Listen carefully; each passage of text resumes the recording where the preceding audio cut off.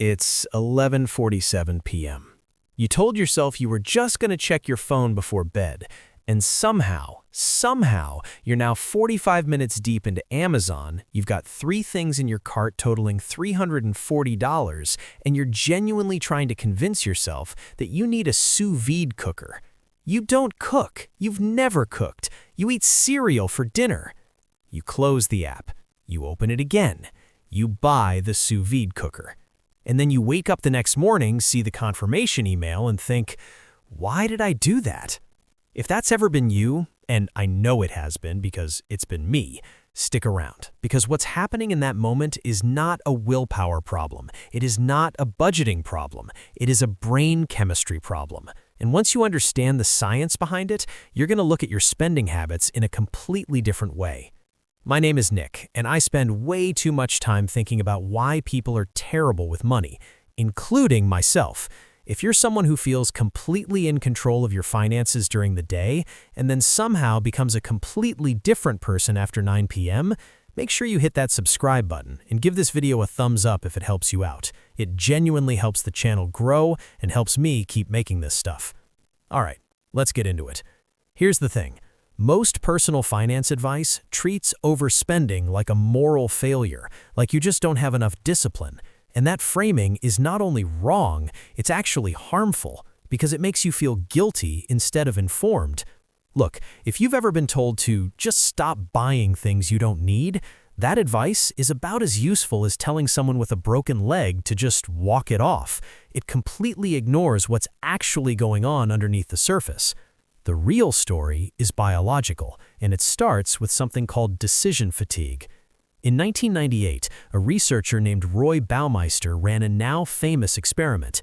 He brought people into a lab, made some of them resist eating freshly baked chocolate chip cookies, they had to eat radishes instead, and then gave everyone a difficult geometry puzzle to solve. The people who'd had to resist the cookies, they gave up on the puzzle almost twice as fast as the people who'd just eaten normally. The conclusion? Self-control is a finite resource.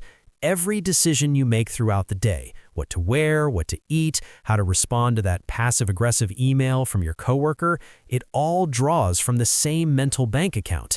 And by the time 10 p.m. rolls around, that account is overdrawn. There's a reason Barack Obama once said he only wore gray or blue suits, a reason why Mark Zuckerberg wears the same t-shirt every day. These aren't fashion choices, they're decision conservation strategies. Now, you're probably not making presidential decisions all day, but here's what most people don't realize. It doesn't matter how significant the decisions are. Small decisions drain you just as much as big ones. Choosing between Spotify playlists, picking a restaurant for lunch, deciding whether to respond to that text now or later. By evening, your brain is running on fumes. This is where it gets really interesting.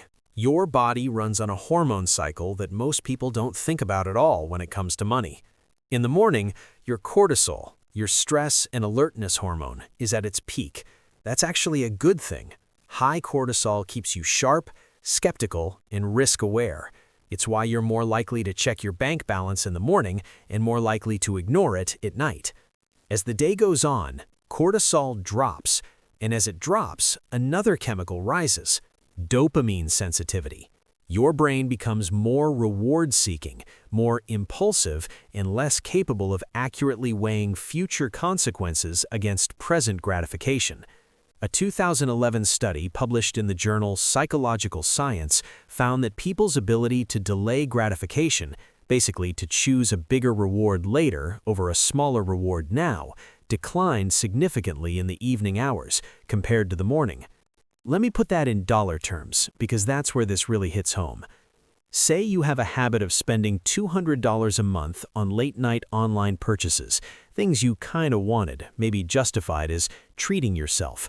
That's $2,400 a year, invested in an index fund with an average 8% annual return over 30 years. That's roughly $271,000.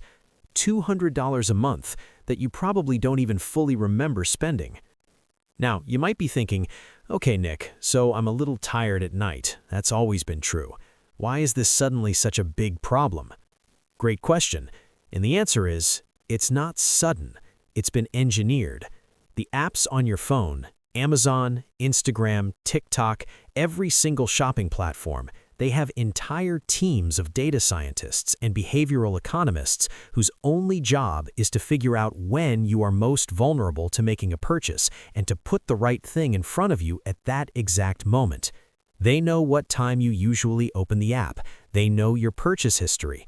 They know that showing you a limited time offer at 10:30 p.m. on a Tuesday is significantly more effective than showing it to you at 9 a.m. on a Monday. They know that one-click purchasing removes the friction that might make you reconsider. They know that free returns lower your psychological barrier to buying. Here's a stat that should stop you cold. According to data from Adobe Analytics, online shopping spikes between 8 p.m. and midnight, with the single peak hour being around 9 p.m. This is not a coincidence. This is the result of billions of dollars in behavioral research being deployed against your tired, cortisol-depleted brain. It's like playing poker against a professional while you're blindfolded. The game was never fair to begin with. Let me tell you about something I call the deserving trap, because this one gets people, including people who are generally really good with money. You had a hard day. Maybe your boss was unreasonable, you sat in traffic for an hour, you got home and still had to cook and do dishes and answer emails, and somewhere in your brain, a very convincing voice says, "You worked hard today. You deserve this." And look, you probably do deserve good things. That's not the lie. The lie is the part where buying something is the delivery mechanism for that reward. Psychologists call this emotional spending, and it's tied to something called the reward substitution effect.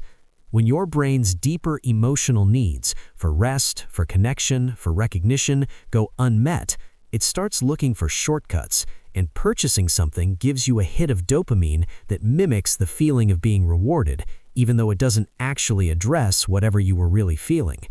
The problem is that the dopamine hit from a purchase is extremely short-lived. We're talking minutes, but the financial consequence, that lasts for months. And here's the really cruel part. Research shows that anticipating a purchase releases more dopamine than actually receiving it. That's why you can feel amazing adding something to your cart and then feel almost nothing when it shows up at your door 3 days later. Your brain already got its hit. The product was almost beside the point. Here's what I want you to understand about late-night spending specifically. It's rarely one big purchase. It's the accumulation of what I call micro-decisions under impairment. $23 on an app upgrade, $14 on an audiobook you'll never listen to, $60 on a clothing item that was on sale, $38 on a gadget that seemed life-changing at midnight and looks ridiculous in the morning. Let's say that adds up to about $135 in a given week. Doesn't sound catastrophic, right? Over a month, $540. Over a year, $6,480. Over 10 years, invested at 8%, $94,000. Yeah. The problem with small amounts is that they don't feel like financial decisions. They feel like rounding errors. Your brain doesn't trigger the same alarm bells for $23 that it does for $2,300, but the math doesn't care about your alarm bells. Okay, so we've established that you are biologically and technologically outmatched when you shop at night. Now what? I want to give you strategies that actually work, not make a budget advice because you've heard that and it hasn't helped. I mean interventions that work with your brain chemistry instead of against it. Strategy 1. Implement a midnight rule, not a spending ban. Don't tell yourself you can't buy things. That triggers reactance, your brain's tendency to want things more when it's told it can't have them. Instead, make a rule. Anything you want to buy at night, you add to a wish list and revisit the next morning. That's it. You're not saying no, you're saying not yet. Studies on impulse control show that a 24-hour delay eliminates the desire to purchase in over 70% of cases, not because the item was bad, but because the emotional state that created the desire has passed. Morning you is a different, more rational decision maker than midnight you. Let morning you have a vote. Strategy 2. Front-load your willpower. Make your most important financial decisions in the morning. Review your budget in the morning. Set up automatic transfers to savings in the morning. Cancel subscriptions you don't need in the morning. This sounds almost too simple, but it's backed by real cognitive science. Your executive function, the part of your brain that handles long-term thinking and rational decision-making, is genuinely more active in the first half of the day for most people. Reserve your evenings for low-stakes decisions. Pick a show to watch. Decide what to have for breakfast tomorrow. Give your decision-making brain a break. Strategy 3. Create friction on purpose. The platforms you shop on are designed to remove friction. Your job is to add it back in. Delete your saved payment information from shopping apps. Turn off one-click purchasing. Move shopping apps off your home screen and into a folder, 2 taps away. These tiny inconveniences create just enough pause for your prefrontal cortex to catch up with your impulse.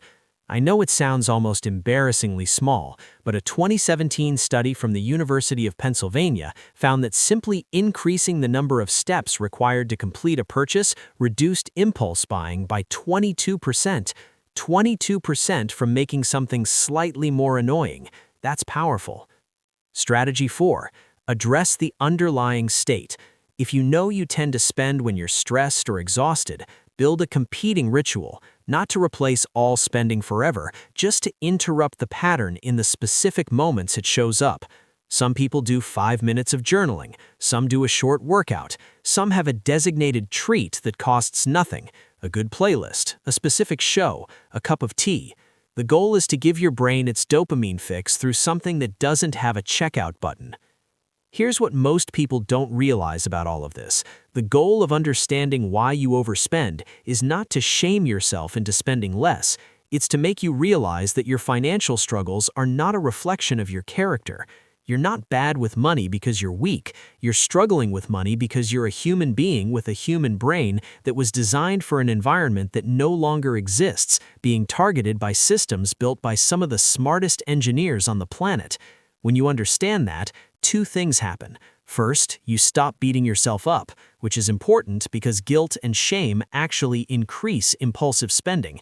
And second, you start making strategic changes instead of emotional ones, and that's when things actually get better. I have talked to so many people who spent years feeling like they just didn't have what it took to be good with money, and almost every single time, the issue wasn't discipline, it was information. Once they understood what was actually happening in their brain and in these systems, everything changed. Look, I'm not going to pretend that understanding brain chemistry is going to magically fix your finances overnight, but I genuinely believe this: the most important investment you can make is in understanding how your own mind works, because once you do, you stop fighting yourself and start working with yourself. So tonight, if you find yourself at 11 p.m. with a full cart and a debit card in hand, just pause, add it to a list, go to sleep, see how you feel about it in the morning. That one habit alone could save you thousands of dollars a year, and those thousands of dollars invested consistently over time are what financial freedom actually looks like. If this video helped you see your spending habits differently, please give it a thumbs up. It genuinely helps me reach more people who need to hear this stuff. Subscribe if you're not already, because we talk about this kind of thing all the time: the psychology of money, the math behind everyday financial decisions, and the strategies that actually work in the real world. I'll see you in the next one.